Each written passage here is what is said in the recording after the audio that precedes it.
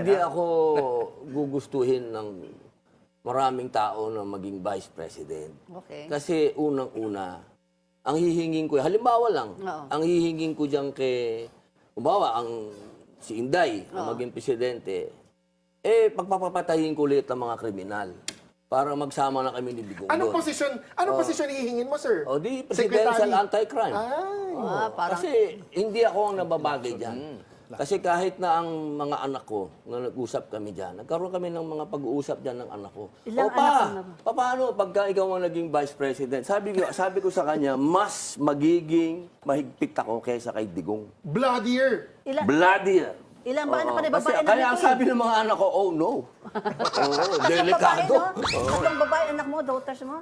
Di ba, 7 po ang anak ko. Babae lahat, di ba? 6 ang babae. Anim babae. Opo. So we will expect a bloodbath kung vice president ka, sir. Kasi wala, ako nga lang nagsusulong ng death penalty, ayaw na lang akong pagbigyan. Kasi talagang, ang paniwala ko talaga, masyado na maraming demonyo dito sa ating bayan.